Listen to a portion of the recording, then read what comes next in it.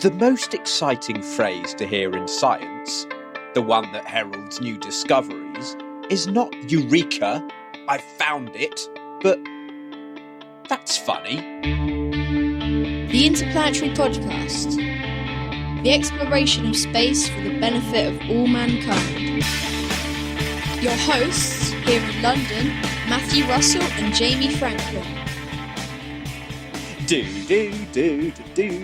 Isaac Asimov. Oh, yeah, baby space. Isaac Asimov. That is a good quote, isn't it? My favourite quote about Isaac Asimov is someone said it was the worst 10 minutes of his life when he had writer's block. Oh, that would upset many an author. He's the most prolific writer of all time. He's just it's just ridiculous. He can bash it out, so to speak. It's not just science fiction.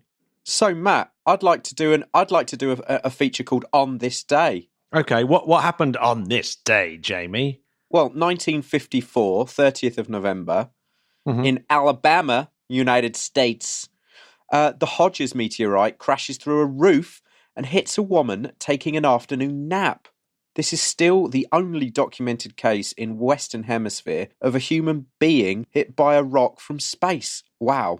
You would have thought there'd be more of them. Yeah, well, considering how many tons of material fall to Earth every day from outer space. Yeah, it's pretty lucky. Then, although not lucky for her. That's quite a rude awakening from a nap, although I'm sure she didn't know much about it. Well, that will teach her for going for an afternoon nap, won't it? No, that's just plain lazy. That's very cruel. People very out there, cruel. pull yourself together. There we go. Well, I'm going to give another on this day. Go on. 20 years ago, on the 30th November, we had STS-27, the Atlantis. On board was a chap called William Shepard, and it was his first space mission, and it only lasted 105 hours. However, from October the 31st in 2000, he and a couple of Russian cosmonauts were the first people to man the ISS. There we go. On Expedition 1. Yeah, that's big, isn't it? That's cool, isn't it? We've just had the 20th anniversary of the ISS. Imagine being the first people to go in. New home in space. Wow. Well, William Shepard doesn't have to imagine that. He doesn't need to. No. He lived it. And neither does Yuri Gidzenko and Sergei Grigorov. I'm sure the Russians would love us for that accent. No, I think that's pretty much bang on. Jamie. Yeah. What is our mission of the week? Well, it has to be something that just puts a great big old fat smile on my face, and that's InSight. Oh God, yes. The 8th time NASA has successfully landed on Mars. I mean, no one's done what they've done. It's bloody hard to land on another planet, let alone Mars. Yeah. 8th time. 8th time. They're banging them out, aren't they? Yeah. So here we go. Let's have a little look at it. Hit me.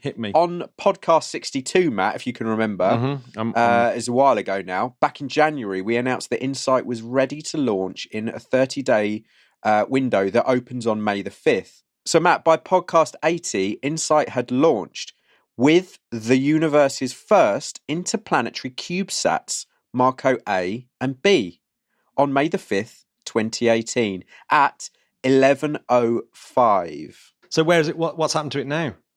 Well, as of this podcast, which is 109, we're bashing them out, Matt, aren't we? Mm-hmm. Yeah, we are. At approximately 1952 UTC on 26th of November 2018, the InSight rover landed on Mars. So solar panels deployed, a literal potential sticking point. Yeah. So they've done it. No other space agency other than NASA has achieved a successful landing on Mars and science mission on Mars. It's just incredible. What a feat. Well done, NASA. No, absolutely. I had a little bit of a kind of Twitter spat.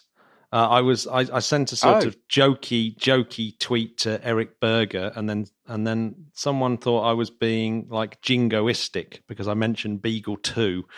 Beagle 2 I thought was missing from what Eric's article had mentioned. He said that there was only one European attempt, but I think there's 2 if you have Beagle 2 and Schiaparelli. So that was my kind of point. But the headline seemed to suggest that no one had made a successful landing on Mars. But I think a successful landing isn't necessarily you have to then complete some science. Because, Agreed. Of course, Beagle 2, named after Darwin's ship, of course, the British Colin Pillinger-led Mars lander that went with Mars Express in 2003. Obviously, that everyone thought at the time that it had crashed into the planet and was lost forever. But it turns out in 2015, just after Colin Pillinger's death, they discovered that actually the Beagle 2 had landed okay, but the solar panels hadn't opened up, which is why we said it was a sticking point earlier on. Yes. It's like, actually, you can successfully land on Mars, but it's not over yet. You still have to commission all your all the experimental hardware. Yeah, so which, of course, InSight still has to do. It's got 3-month commissioning. But yes, NASA have certainly absolutely smashed it out of the park because they are the only people with working landers on Mars. So that's Viking 1 and 2, Pathfinder, Spirit and Opportunity, Phoenix, and of course Curiosity, and now InSight. It's just amazing. I loved watching the guys in HQ, just their faces, because you can imagine that the hard work that's gone into it, and then just the relief and the joy of seeing it successful. Amazing. Yeah. Someone pointed out that they were all wearing red shirts, and what a surprise it was that none of them died. I guess that's a reference to Star Trek. Yes, that must be. I'm going to do a little shout out though to Mars 3. So Mars 3 on Sunday will be having its 47th anniversary, and Mars 3, after aerodynamic braking, parachutes, retro rockets, and this was 47 years ago, did actually achieve the very first soft landing on Mars. And it's a Russian spacecraft. It then succeeded in sending a half-finished picture of practically nothing. But it did land softly and did manage to send a picture from the surface of Mars. And that was 47 years ago. And it did all the same things, aerodynamic braking, parachutes, retro rockets, all that kind of stuff. It's amazing, isn't it? The Russians were really, really on it at that point, and that's 47 years ago. Wow. What happened? I should point out that NASA have had some turkeys as well. There was the absolutely horrible Mars Climate Orbiter, and due to some Lockheed Martin engineers mixing up English units with metric units, it just burnt up in the atmosphere of Mars. Yeah, that's not good. It's just not good. So, Matt, Mars 2 and 3 also contained the first mini-Mars rovers, although they were completely broken on landing. Do you remember that? No, I didn't. But since reading about InSight and then thinking, well, what else landed on Mars? Little rovers back 47 years ago, almost 50 years ago. God love them. So back to InSight, the mission will determine if there's any seismic activity. So measure the rate of heat flow from the interior, estimate the size of Mars's core, and whether the core is liquid or solid. This data will be the first of its kind for Mars itself. It's also expected that frequent meteor airbursts can be used to gather more info. That's interesting, isn't it? Because, I mean, how much do we know about the interior of Mars thus far? Nothing. Pretty much nothing. Well, this is big.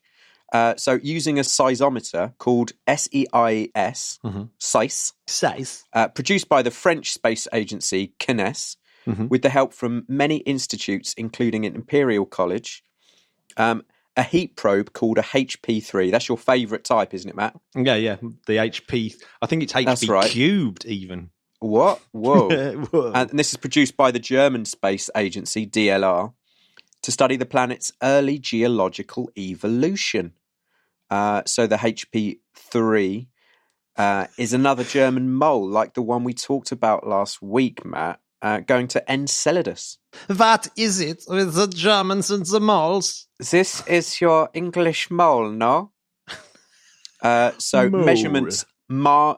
measurements Mars quakes, crust thickness, mantle viscosity, core radius and density, and other seismic activity should also bring a new, deeper understanding of the other terrestrial planets: Mercury, Venus, Earth, and Mars. I mean, this is going to be some incredible data, isn't it, Matt? Like you say, it's not like we know a great deal already. It really is super, super cool because it does tell us so much more about our own planet. Because you've got, because when you've only got like a sample pool of one, it's quite hard to tell what's going on.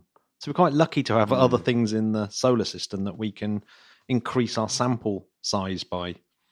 So absolutely, I find a really fascinating thing is how they chose the landing site for InSight. So it actually, what they've actually done is tried to find somewhere that's really actually quite boring. So they're not looking for surface features. They're not looking. I was going to say. So you're looking for somewhere. When you say boring, you mean just like flat, not much about. Yeah. So it has to be. Well, there's a few criteria that are really, really. Okay, let's go through them. Yeah, so it needs to be very near the equator so that it gets sunlight all year round, right? So it's run on solar panels, so it needs that sunlight. This is my favorite. It needs to be very low in elevation because the InSight needed as much atmosphere as possible to slow down. So if it was up a mountain, it would hit the mountain too fast because it hasn't had enough time to slow down through the atmosphere yet. So it has to be a very low elevation. That's fascinating, isn't it? I like that. Yeah, it needs to be flat, of course, so that InSight can land and get a proper landing on the ground with all its feet on the ground and not be propped up by one rock somewhere. And it also needs to be soft, really soft, gravelly kind of terrain, so that the heat probe, the little German mole, can penetrate well into the ground. So all that led to a place called the Elysium Planitia. Oh. And all 22 initial landing sites were located in Elysium Planitia. Well, I love that. Well, what a great subject Mars is in terms of the fundamental processes of shaping planetary formation. Tell me why. Let me go through this. Mars may contain the most in-depth and accurate historical record. It's big enough to have undergone the earliest accretion and internal heating processes that shaped our rocky planets, of course, and small enough to have retained signs of those processes. It sounds a little bit like Jamie Franklin. Small but perfectly formed. Big enough to do a podcast. Small enough to climb through toilet windows. Yeah, I can't anymore. I've had too many Mars bars this winter. So odd. My favourite bit of InSight is the 2.4 metre robotic arm that's used to deploy all these crazy instruments, the SEIS and the HP cubed, onto the surface. So it's got an arm that can put it down in the exact place. It's a good arm. Yeah, there's a couple of cameras. The IDC, the instrument deployment camera, that's obviously on the end of on the end of this arm, so we can actually see what it's doing, and the instrument context camera, which is on the lander's deck. Now, one of those cameras took a picture on the lander's immediate deck. Oh, sorry, carry on. Yeah, it's dangling below. One of those cameras took a picture immediately after landing, and of course, it was very funny because it said it's still got the dust cap on. And I'd never even thought about a dust cap that's transparent. Yeah, of course. Amazing. It's like, oh, you've got a transparent dust cap. How cool is that? Yeah. So, that's pretty good, isn't it? Oh, and the other thing I completely forgot is that my name is now on Mars. Go on. I put my name on this thing called a boarding pass on InSight. I remember filling it in now. And, it's etched onto a tiny little chip by an electron beam. And so my name is in 1,000th the width of a human hair onto a tiny 8mm silicon wafer. Wow. Yeah. Along with how many other names? 2.4 million. Matt, tell me you added my name too. I I think I told you about it at the time, or maybe I didn't, so I could have this funny conversation now about did do how that. I'm on Mars and you're not on Mars. I'm just going to tell people I've done it. Yeah, just tell them you've done it. It's fine. Easy. I'm Jamie, fine with that. No, Jamie, you mentioned the universe's first interplanetary CubeSats. Tell me a little bit more about them. Well, Marco A and B, as I mentioned. Mm-hmm.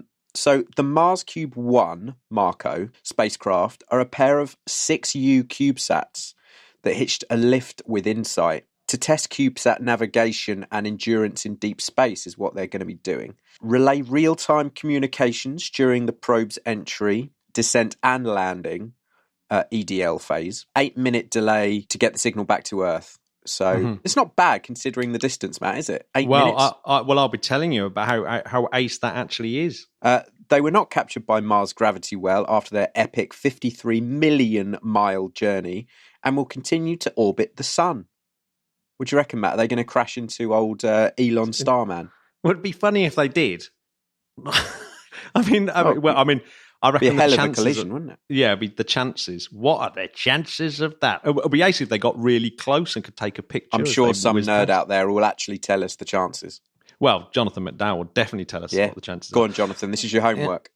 Yeah. But here's a really interesting fact. So as during the EDL, as you said, InSight transmits all the data, all its telemetry, on a UHF radio band to the Mars Reconnaissance Orbiter, or MRO. Yes. And then that forwards that telemetry back to Earth using its X-band radio transmitter. But the MRO can't receive information on one band while transmitting on another. So if it had just been that, the JPL engineers would have had to have waited an hour, probably about an hour, to hear the news about whether InSight had landed properly. But Marco have got these softball-sized radios that can receive and transmit at the same time, and so we're able to relay those pictures really, really quickly. And I like that. Yeah, and as they flew off, uncaptured by, as you said, Mars's gravity well, they took a picture of Mars and are now flying into solar orbit as we speak. Oh, I like that. Well, Matt, do you know about the other NASA spacecraft? OSIRIS-REx? Well, thank God you said it. Yeah. Well, Matt, check this out. It's now only about 60 kilometres from Bennu, and will enter the 35-kilometre hill sphere of the asteroid on December the 1st. Whoa. That neatly brings us to Space word of the week. Which is hill sphere. It's hill sphere, isn't it? Hill sphere, it is. Only radically is. So a hill sphere approximates the gravitational sphere of influence of a smaller body in the face of perturbations from a more massive body. So, so how can it be retained by a planet? A moon must have an orbit that lies within the planet's hill sphere. But that moon could also have its own hill sphere, so any object within that distance could then become a moon of the moon, if you see what I mean. And so as long as an object is orbiting... Yeah, so as long as an object is within the hill sphere, plenty within the hill sphere, it will orbit that object rather than the bigger object. So obviously, take the sun, Earth, and moon. The Earth is in orbit round the sun because it's inside the hill sphere of the sun, but the moon is inside the hill sphere of the Earth, so orbits the Earth. It's defined by the American astronomer George William Hill, hence hill sphere, but it was based on Edouard Roche. And so sometimes called the Roche sphere. And that's not to be confused with the Roche limit, which Please is don't where confuse them. No, where the gravitational forces that hold a moon together, i.e. the gravity that makes it a kind of a clump of rock, are overcome by the tidal forces if it gets too close to the parenting body. And of course, that's going to happen to Mars's moons. They're going to get ripped apart by tidal forces eventually and become a sort of tiny ring system around Mars. Oh, you know I love a ring system. Exactly. Well, Matt, with the Earth's Hill sphere, it lies within the L1 and L2 Lagrange points, your favourite points. My favourite points. And of course, our moon orbits well inside this. But correct. The moon is slowly drifting away Ooh. and just under 4 centimetres a year. So we'll fall outside of the Hill sphere at some point and leave us? Where's it going to go? Do you know what? This is. I don't think so. And I'm going to explain why. Maybe not in our lifetime. But go on then. Maybe not in our lifetime. I would go as far as saying definitely not in our lifetime. But here's why. So the moon is, as you said, moving away from Earth due to the tidal interactions. So roughly speaking, the moon's gravity is basically causing a drag on the Earth's rotation. But then the Earth's gravity is exerting a pull on the Earth that then it expands its orbit. So as this happens, they'll eventually both be tidally locked. So this is ages and ages and 50 billion years away. The Earth will have slowed down to a 47-day rotation. So days will take 47 days, which is a bit confusing.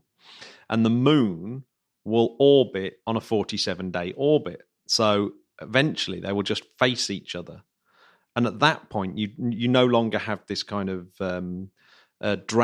tidal interaction between the two. So the moon will actually stop drifting away after 50 billion years of drifting away.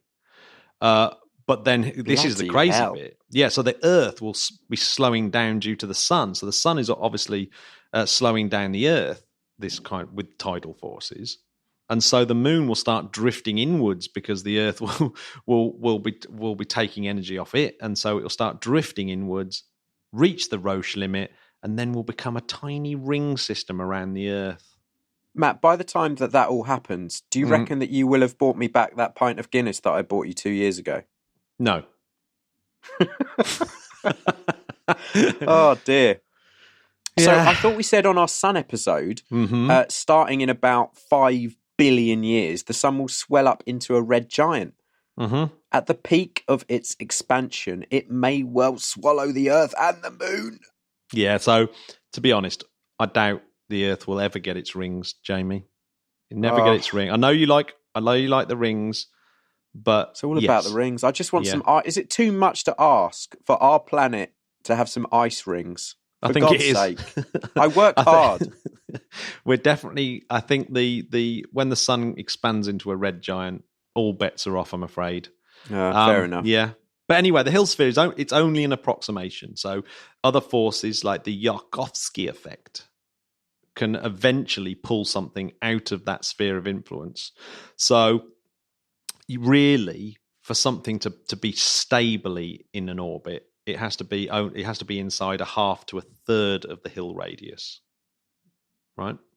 Yeah, and I've got some interesting facts. So in low Earth orbit, if you had a spherical body, it's got to be denser than lead if you are able to have an orbiting body outside it, right? So so as an astronaut, you can't orbit the space shuttle because it's just not dense enough. But a spherical object out at geostationary satellite distance you could have a little moon around a geostationary satellite. Hang on a minute, Matt. Yeah. With you, where you mentioned spherical body, is this you mocking me having too many Mars bars in the last couple of months? Again, because I told you it's important for us to keep warm in these cold months. And you're pretty dense. That's true. That is true. Have you got a better HSF or Hill sphere fact? I'm going to throw one at you. Let's see what you think of this. What body in the solar system has the largest Hill sphere? Ooh. Well, I want to say Jupiter. Right. Presumably that is because that's like... Well, Matt, you're wrong. It's Neptune. Because it's so far away from the sun. Unfortunately, Jupiter, Matt, comes fourth.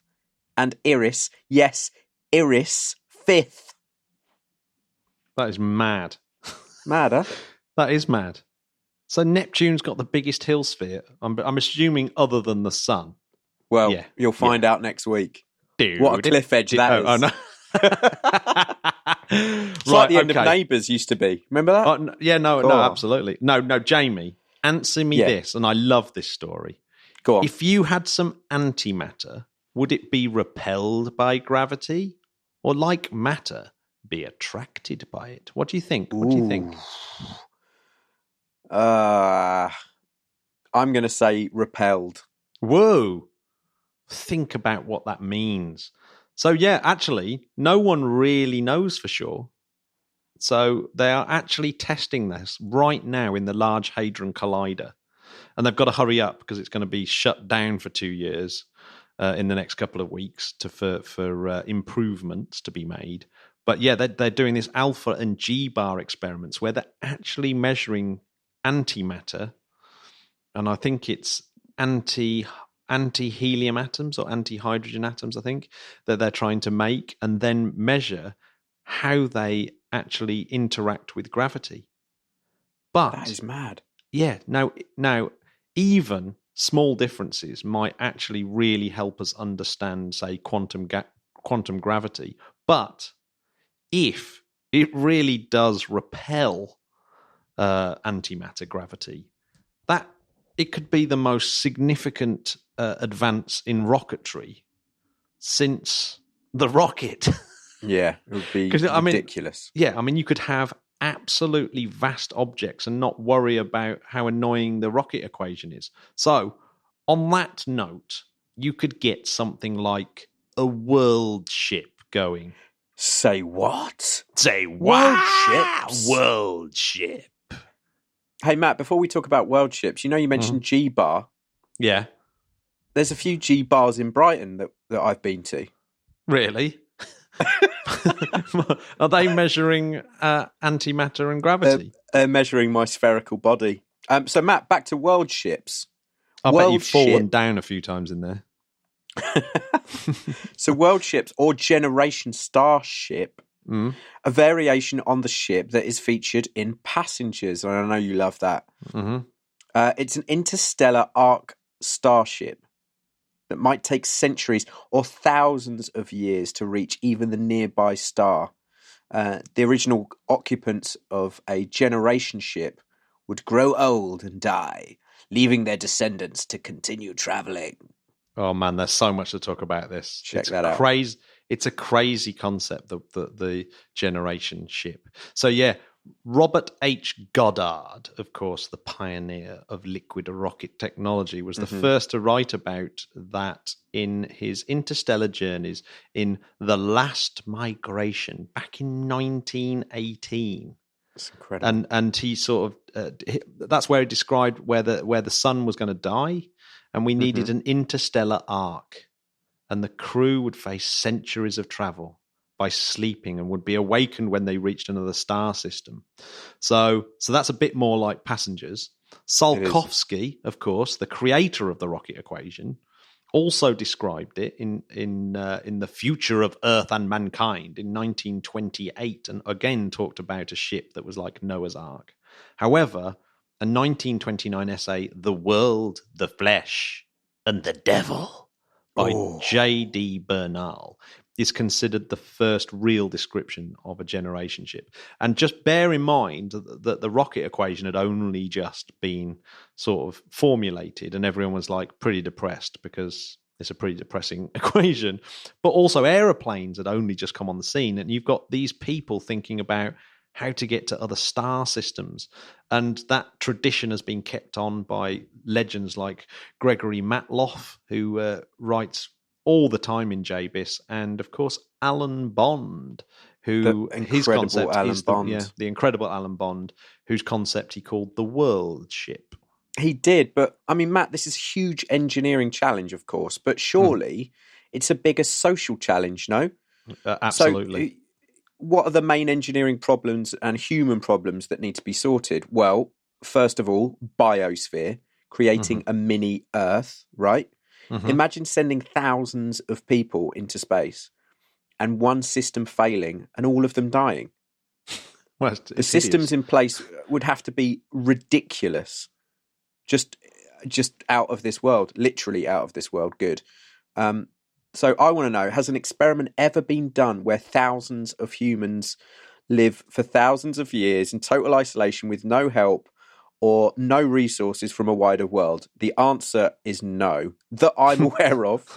No, it'd be very, very hard to run that kind of experiment. It would be hard, wouldn't it? I mean, we talked about ethically Biosphere impossible, 2 I would imagine. Previously on a podcast, and just how hard it is to do anything when we have to go a long way, and when it comes to being self-sustained.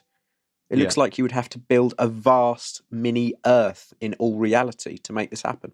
Yeah. Do you know the weirdest fact I found while looking this up, by the way? Biosphere 2, for a short period, was run by Stephen Bannon. Oh, fuck. Oh, that... and it was, apparently it was such a bad sort of thing at the time that some of the staff that got fired tried to invade the biosphere to warn the crew that they were in danger. What? I know.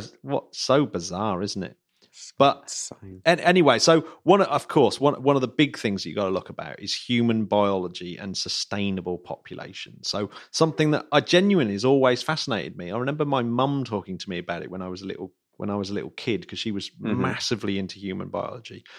And she was always going on about what's the kind of minimum amount of people you can have to maintain a genetically diverse human race, where you're not essentially eventually marrying your siblings in genetics terms. Right. And then the deadly gene gets you, but the science on this is actually amazingly undecided. So there's one of the things that gets touted quite a lot is the Toba catastrophe. Ever heard of this? No. So in the 90s, there was the Toba catastrophe theory that suggested about 70,000 years ago, the human population was reduced to about 1,000 to 10,000 breeding pairs of humans when the Toba supervolcano in Indonesia erupted. So that's a massively close call to the human race being totally wiped out. Ooh. Yeah. Well, we think we know that between 1,000 and 10,000 breeding pairs of humans is enough to maintain the population. However, a guy called John Moore, who's an anthropologist, said for a 200-year journey, you would only really need a population of about 160 people. And it would allow for a fairly normal family life. And there'd be no need for sperm banks and things like that. Right. And he reckoned if you had social engineering and you were sort of saying, well, you've got to marry her and you've got to marry him and you've got to marry her and you've got to marry him, you've got to have this amount of kids with her, and then you could get it down to 80 people. Wow. Yes. Well, but this is how undecided the science appears to be. In 2013, there's always a but. Cameron Smith massively disagreed, basically. So he created this big computer model and estimated that the reasonable population actually needs to be in the tens of thousands. So, and he basically took into consideration like outbreaks of disease, catastrophes, and things like that. So we're absolutely nowhere near answering just that basic biological question of how many humans do you need on a generation ship? Well, we're definitely not close at all. And Matt, if you think about sociology, it's even more controversial, might even be immoral. Yeah. I mean, generation ships travelling for long periods of time may see breakdowns in social structures and, of course, mutiny on the Bounty. Fletcher! I was going to say, this is your chance for your Anthony Hopkins impression. Mr. Fletcher! So, Robert A. Is it Heinlein, Matt? Yeah, Heinlein. Robert A. Heinlein's Orphans of the Sky is a great exploration of this. Everyone splits into tribes, and the final destination is completely forgotten about, and only the internal ship's reality is important. Well, it's just rank, God. Isn't it? Imagine it. Imagine being brought up on a generation ship, and that's it. You told what job you got. Oh, and by the way, you're dying on this ship. Imagine it. Your whole life, actually, the only purpose of it is for someone generations down the line. It's really worth looking at all these things because it kind of sheds some light on some of the things that are going on here on Earth. Some of the children on board the Generation ship, despite these kind of hideous ethical problems, are actually going to be better off than, say, poor people on Earth. Just because they're locked into a project they didn't choose, they still have better education, food, medical care, nutrition, and all that. So, maybe they're better off. So I think the ethics is going to depend massively on what the actual goal of your generation ship is. If it's just like, oh, let's just go out there, then maybe it's ethically too over the top. But however, if it's to save the human race, obviously it's got to be pretty important. And I'll tell you something we talked about ages ago on the podcast, which is still one of my favorite things that I've learned while doing this podcast, is the weight equation. Where basically, if you say, oh, yeah, it's going to take 200 years to get to that star, so everyone sets off in their generation ship, hideous journey, and like 5 generations later, they get to the star, only to find there's loads of humans there. It's like, oh, yeah, 50 years after you set out, we developed a much better spacecraft. Oh, my God. So, yeah, you've completely wasted your time. At least they could pick them up along the way. That's selfish. Oh, God, can you imagine how horrible it would be? So imagine all the way there you thought, you were born on a spacecraft and you think, well, at least I'm going to get to be Proxima Centauri's Neil Armstrong. Well, Matt, there are some interesting variations on the Generation ship. The Methuselah ship, did I pronounce that right? Yeah, the Methuselah There we ship. go. Yeah. So where people are programmed to stop aging, and therefore the first generation survives the whole trip, taking away some of the ethical issues. Well, yeah. Some more questions there. Yeah, you've got the sleeper ship. So that's like the passengers one. But I guess really everyone's dead. So it's more of a tomb ship. It's a lot less demanding than a Methuselah ship, but requires a kind of similar unbelievable technology and grasp over genetics. Does your body hair still grow if you're in the deep sleep? Oh, no, I tell you what's a really interesting one, other than your body hair. No, I'd imagine you're completely dead, right? So you have to be Imagine the beard after 200 years. Well, yeah, it'd be ridiculous. But I tell you what's really weird. So inside your body, you've actually got a little bit of radiation. So you've actually, internally, there's radiation. And of course, the dose is absolutely tiny, so your body's able to repair itself all the time from the tiny amount of radiation. However, if you're asleep for tens of thousands of years or thousands of years, that radiation dose internally would be fatal because, of course, you're not repairing yourself, and so you would wake up dead, basically. That is a song title if ever I had one, Matt. So, yeah, just because you're in stasis doesn't actually... Yeah, you have to make sure that you're not exposed to any time-related process because, of course, while you're not living, you're eroding from other things. And one of the most dangerous being this kind of internal radiation source. Well, Matt, how about the seed ship that just goes first and terraforms, plants stuff, and even carries the ability to grow humans and teach them? Yeah, dun, dun. I think they're more feasible, actually. I think all these ones like data ships as well, a bit like seed ships, where you basically, instead of trying to get human fleshy things across the galaxy, you just send vast mechanical things to these places. And then you can actually beam across the galaxy all the information about humans and stuff on a laser and maybe sort of like grow people that way. And therefore, the spaceships don't need to be these vast kilometre-long, hundreds of kilometres long spacecraft. That's right. So, yeah, you could just have these tiny things. There's a great quote, by the way. We're talking earlier about how I think it's really important that we study, because there's a little bit of me that always thinks about these kind of speculative science things, about things like world ships. Like, oh, come on, we've got other things to think about. But actually...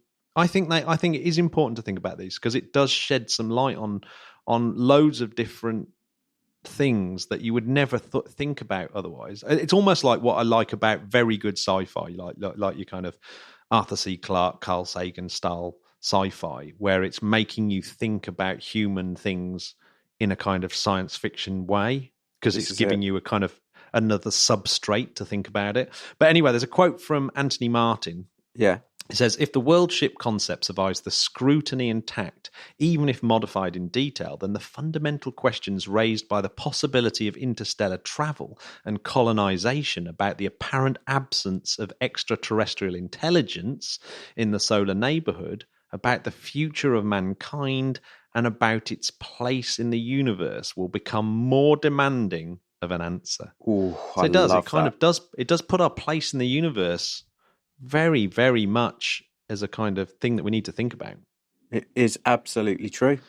If you can build a world ship, wouldn't you just build a world and then just live in that?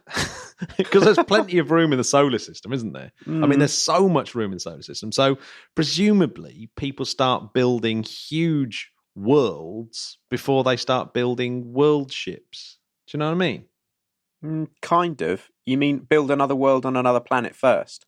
Well, no, not build another world on another planet. Build another planet. I mean, that's what we're saying, isn't it? That these world ships, Earth itself is a world ship, if you think of it. It's a generation ship. It's like, yeah, but surely it's easier to build a ship than a planet, no? I don't know. Well, how big is it? Like these generation ships almost have to be like they have to be completely self-sustaining. You have to have entire ecosystems that work. And if there's tens of thousands of people living on this thing, how massive does it have to be? And therefore, what's the point of sending them to another solar system when they can just live on the ship? Yeah, I mean, it's making my head hurt. But Matt, I'll tell you what the answer is to the Fermi paradox, right? Mm-hmm. It's just too horrible to get on a ship knowing that you and the few generations of children, grandchildren, etc. are going to die on the ship. And even though many ships have left before yours, you've never heard back from any of them. And you certainly wouldn't know if they got to the destination. That's kind of horrible, isn't it? Yeah, just getting on a ship with absolutely no guarantees. The only guarantee being that you're going to die on the ship. Although, what guarantees do we have, Matt, in life, eh? Mm-hmm. Please, send us your comments. Is there anything that we've kind of missed out on this? Yeah. It's a very interesting topic. I when you first glance, it's like, this is a silly topic. But no, when you actually look at it, there's some brilliant issues, lots to think about. There really is. You could write essays and essays about any individual part of it. Send us your essays at interplanetary. No, you don't have to. Yes, I think you should. I think you should. Jamie, I've got some other space news. Let's bang it out. André Hubert Roussel, I like to think he's a kind of French relative. Yes. He has been appointed by the Arianegroup as the new chief executive officer. As of January the 1st, 2019, he's going to replace Alain Charmeur, a founder of the Arianegroup, who will retire after a transition period. So that's big news, isn't it, in the old really Ariane world. He's currently the head of operations at Airbus Defence and Space. So I think he's pretty well qualified. And I'm quickly going to run through the super launches this week because there's some absolute bang-out launches. So SpaceX Block 5, that's going to be delivering 90 payloads on the Sherpa Space Tug, which we talked about on episode 98 when Space Tug was a Space Word of the Week. 2 days later, we're going to have very, very, very stressful launch of Oleg Gornonenko and rookies Anne McLean and from NASA and Canadian David Saint-Jacques on a Soyuz back to the ISS. Yeah. So that's going to be pretty exciting. Luca Parmitano is part of the backup crew for that. Welcome. And then next day, we're going to have a CRS-16, of course, SpaceX up on another Falcon 9. That's going along to the ISS, so straight on the heels of the Soyuz. And Ariane 5 carrying GSAT-11, which was, of course, that massively delayed Indian satellite after the loss of GSAT-6. And then on the 7th of November, we have a Delta IV Heavy that's carrying the KH-11 Kennen or Crystal, which is basically a massive spy satellite that's just like the Hubble telescope, except it points down to the Earth. I love that. I mean, what an image. So, quick one. Let's do quick space fact of the week, Jamie. Have you got time? It's going to have to be so quick, man. Okay, space fact of the week. At a nano 1 billionth time 1 billionth scale, the Earth is as small as an atom, right? Imagine the Earth is as small as an atom. Yeah. The solar system is too small to see, but the brightest star, Sirius, is 3 inches away. The stars in the Big Dipper are 2 or 4 feet away. Right. Polaris is 13 feet away. The Milky Way is 0.5 mile wide. Andromeda is 17 miles away. The nearest galaxies in the Sculptor group are 60 miles away. That's if the Earth was the size of an atom, i.e. 1,000th of the width of a very thin human hair. Okay, I'm off to wipe the blood from my ears. Nice. My brain's exploded, Matt. Right, guys, that's it for today. You know what to do. iTunes, 5-star review, please, if you like it. And, let's hear your comments. If you'd like to become a Patreon, please do. Matt, what are you up to now? I'm off to watch Silent Runnings. Really? I'm off No, but I wish I was. Yeah, no, I wish I was. I've got to now do some tutorials. Never-ending tutorials. I'd like everyone to have a great weekend. Please comment and let us know what you thought of this crazy podcast. And we'll see you soon. Love you very much, Spodcats. Love you. You've been keeping us growing all year round. Thank you so much. And we'll see you next week. See you next week. Bye. Bye-bye.